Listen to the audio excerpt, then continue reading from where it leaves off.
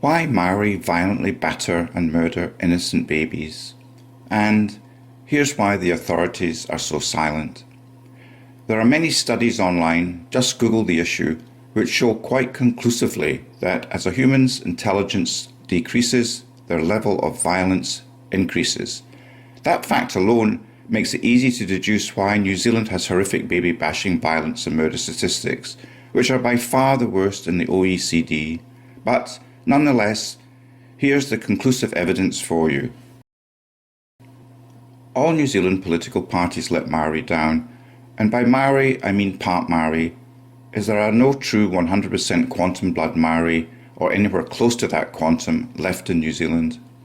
The problem, right across the political divide, is DEI, diversity, equity and inclusion, which in essence forces everyone to lie, mislead and fake reality in order to achieve political goals. You will hear unrelentingly that Māori health is poor, Māori housing is poor, Māori education is poor, Māori job opportunities are poor, Māori everything is poor, and always far worse than Pākehā, which organisations and politicians with agendas typically blame on colonisation. But you rarely hear the truth, so here it is in a nutshell.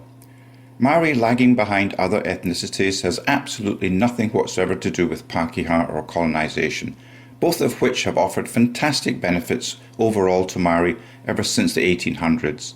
Let's at least get that fact correct, please. The following comments present an easy-to-follow layman's analytical view of why Māori do actually lag behind the achievement of many other, if not all ethnicities living in New Zealand. The comments, however, have absolutely nothing whatsoever to do with racism. They are simply facts that politicians refuse to discuss because of diversity, equity and inclusion.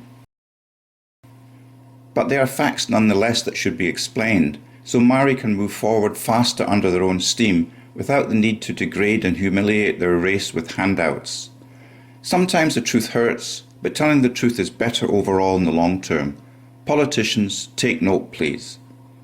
Māori lag behind other ethnicities because they lag behind in intelligence, hence the saying, you can take the people out of the Stone Age, but you can't take the Stone Age out of the people.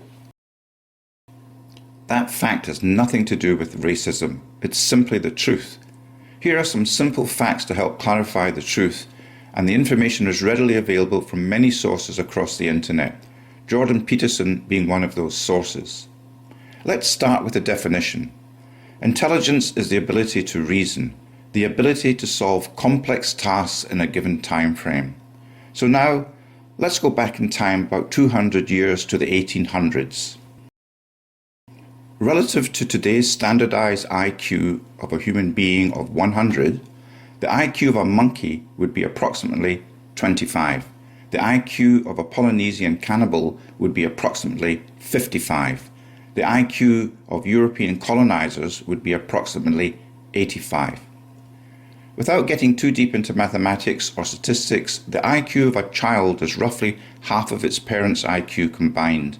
If both parents have high IQ, the child's IQ is typically a bit lower, and if both parents have low IQ, the child's IQ is typically a bit higher. For statistical whiz kids, that is known as regression towards the mean. Therefore, if any adult wanted to produce a child with as best an IQ as they could, then they should look for a breeding partner who had an IQ way better than their own, if possible.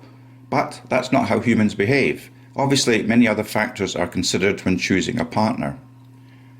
However, over the past 200 years, many Polynesian cannibals bred with European colonizers, and as a result, the IQ of their offspring slowly started to rise, for the obvious reasons of one of the parents having a much higher IQ on average. It's a sad fact of life, but many of the battered or murdered Māori babies have parents with below average intelligence, and it's about time authorities openly discuss this issue, rather than running away and trying to blame colonizers. It's just not politically correct to tell the truth, and that, in essence, makes politicians and various authorities just as culpable in contributing to these horrific statistics. New Zealand's baby welfare statistics would be one of the best in the OECD if you removed the Māori statistics from the pool. So do something about the latter, please. Just to remind you again, there are many studies which show quite conclusively that as a human's intelligence decreases, their level of violence increases. And that is why New Zealand has such horrific baby bashing, violence and murder statistics, which are by far the worst in the OECD. It'll take many more breeding generations to completely resolve this problem, so the authorities need to start acting more responsibly, effective immediately. Thank you for listening. WhangāreiTim.